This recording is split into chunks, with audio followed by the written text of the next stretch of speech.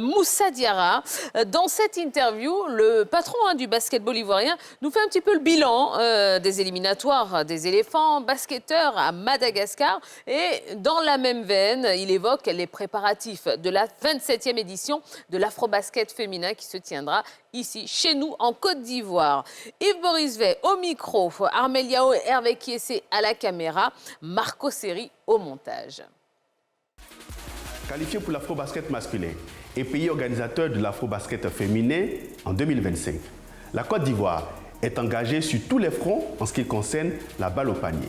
Comment la fédération se prépare à honorer le drapeau orange, blanc et vert à ces compétitions? Le président de la FIBB nous en parle dans cet entretien.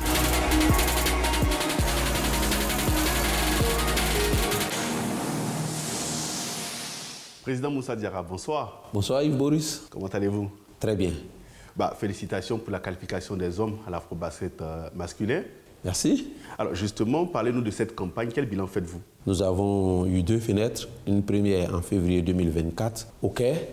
Nous avons gagné les 3 matchs au Caire, dont un match très difficile contre l'Égypte. Ensuite, les matchs retour se sont déroulés à Madagascar, et où nous avons eu encore 3 victoires, dont encore un match que l'Égypte avait pris à cœur et nous menant d'entrée. Et donc nous avons montré notre capacité de résilience. Donc on peut dire que nous sommes satisfaits de ce bilan des 6 matchs gagnés en autant de rencontres. Alors à ce regroupement, on a enregistré le retour de Matt Costello. Expliquez-nous les conditions de ce comeback, de celui que les Ivoiriens qualifient de l'éléphant blanc. Je pense que depuis la première fenêtre en février 2024, si vous pouvez constater, Alexandre Poltres est venu, nous sommes partis au TQO, Dion Thompson est venu. Il était logique qu'à cette fenêtre, nous partions avec Matt Costello.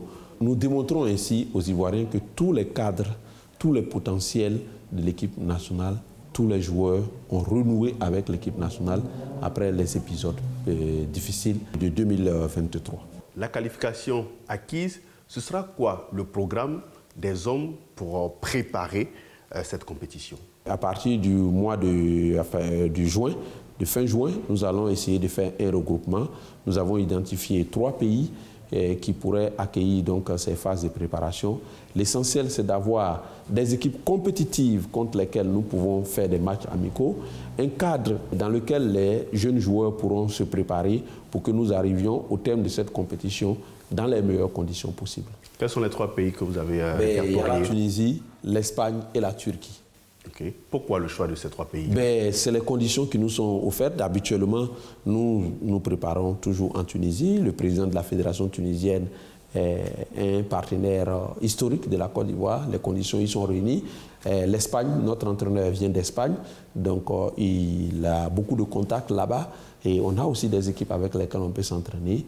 Et on a vu également la Turquie, qui est un pays émergent, qui offre aussi des infrastructures très modernes et où il y a beaucoup d'autres pays qui vont s'entraîner. Donc ça nous permet d'avoir des adversaires de classe mondiale pour pouvoir se préparer. Alors, quelles seront les ambitions de la Côte d'Ivoire à ce tournoi? Nous sommes vice-champions d'Afrique en titre. Nous avons occupé la première place pendant longtemps. Nous sommes classés 2e en attendant l'actualisation du classement FIBA, du ranking FIBA, où nous pourrions passer premier. Nous ne pouvons donc avoir d'autres ambitions que de remporter cette Afrobasket qui fuit la Côte d'Ivoire depuis 1985. Du 25 juillet au 3 août, la Côte d'Ivoire va abriter l'Afrobasket féminin. Comment se passent les préparatifs au plan organisationnel de cet événement? Nous venons ce jour d'une réunion du comité d'organisation qui a été mis en place par arrêté du ministre en charge des sports que nous présidons. Tous les membres du comité ont été présents. Nous travaillons d'arrache-pied pour avoir la meilleure organisation possible de ce championnat, de cette Coupe d'Afrique. Et parallèlement, nous travaillons pour avoir la meilleure équipe possible de Côte d'Ivoire pour représenter la Côte d'Ivoire, pour viser un podium également dans cette compétition. Justement, qu'est-ce qui est fait au niveau sportif pour que la Côte d'Ivoire soit rayonnante lors de cette compétition? Il y a un mois, nous étions en France pour rencontrer toutes les filles, les binationales et nos autres filles qui jouent dans les championnats en Europe. Nous les avons toutes rencontrées et elles sont motivées pour venir renforcer l'écurie. Nous avons également fait une présélection en Côte d'Ivoire des meilleurs sur place et donc les entraînements vont se dérouler et nous allons choisir les meilleurs. Également, le coach assistant Christelle Ngassane est aux États-Unis. Elle a procédé à une identification des Ivoiriennes dans ce continent. Et nous en avons.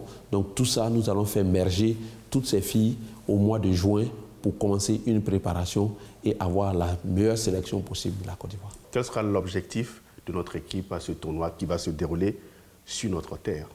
Nous avons, pour l'afro-basket féminin, nous avons des équipes de taille, clairement. Et donc, nous avons fixé au coach un objectif podium, les 3 premières places au moins. Si nous avons la 3e place, on s'en contentera. Si c'est la 2e, mais bien évidemment, si nous avons la 1re place, on sera encore plus heureux. Président, merci beaucoup d'avoir répondu à nos questions. Merci beaucoup, Yves Boris.